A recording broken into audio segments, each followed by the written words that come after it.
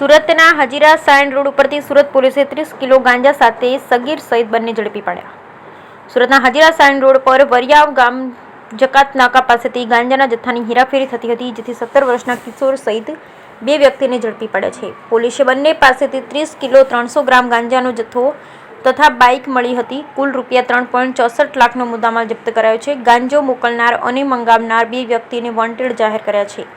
Hazira Sayan road પર વરિયાવ ગામ જકાત નાકા પાસેથી એક GJ5 PX 1757 નંબરની બાઇક પર 17 વર્ષનો છોકરો અને અન્ય એક વ્યક્તિ ગાંજાની જથ્થાની હેરાફેરી કરે છે। આ બાતમીના આધારે વરિયાવ જકાત નાકા પાસે ગોકુલ ફાર્મની બાજુમાંથી પસાર થતા રોડ ઉપર ક્રાઇમ બ્રાન્ચ સાંજે 5 વાગ્યાના અરસામાં વોચ ગોઠવી હતી। બાતમીમાં વર્ણનવાળી બાઇક નજરે પડતા જ પોલીસે તેને અટકાવી હતી।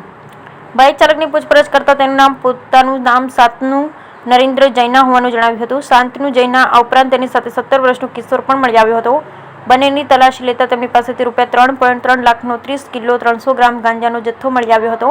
આ ઉપરાંત પોલીસે બંને પાસેથી 2 મોબાઈલ પણ જપ્ત કર્યા હતા। પોલીસે બંને પાસેથી ગાંજાનો જથ્થો, 2 મોબાઈલ, રોકડા રૂપિયા 310, રૂપિયા 50,000ની બાઇક મળી કુલ રૂપિયા 3.64 લાખનો મુદ્દામાલ જપ્ત કર્યો। આ ઉપરાંત પોલીસે ગાંજાનો જથ્થો પૂરો પાડનાર તથા મંગાવનાર એમ 2 વ્યક્તિને વોન્ટેડ જાહેર કરી કાયદેસરની કાર્યવાહી હાથ ધરી। Bureau report Sunil Ganjewala, Surat. છેલ્લા ઘણા સમયથી સુરત શહેરમાં નો ડ્રગ્સ ઇન સુરત સિટીનું એક અભિયાન ચાલે છે। એ અભિયાન અંતર્ગત ગત તારીખ 5/4/24ના રોજ સાયણ રોડ પરથી કોઈ 2 ઈસમો એક્સેસ ઉપર ગાંજો લઈને આવે છે એવી ખાનગી બાતમીના આધારે 2 ઈસમોને ક્રાઇમ બ્રાન્ચની ટીમે ઝડપી પાડેલ છે।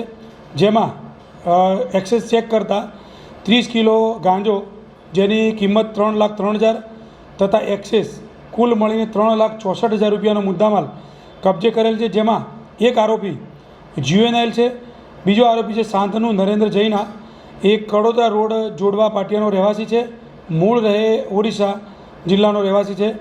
આ આરોપી છેલ્લા 4 મહિનાથી આ ધંધામાં એને ઝંપલાવ્યું છે અને સંચામાં, કાપડના સંચામાં બોબિંગનું કામ કરે છે।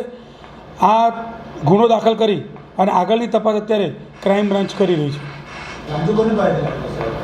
ગાંજો જેની પાસેથી લાવે તેની અત્યારે તપાસ ચાલુ છે અને એ ક્રાઇમ બ્રાન્ચ કરી રહી છે।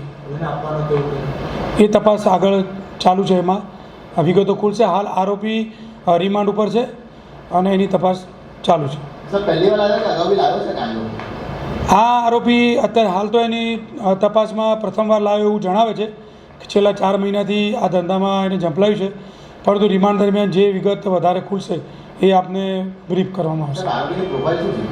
આરોપી પ્રોફાઇલ એ સંચામાં કામ કરે છે અને બોબિંગનું કામ કરે છે, કાપડના સંચામાં નોકરી કરે છે।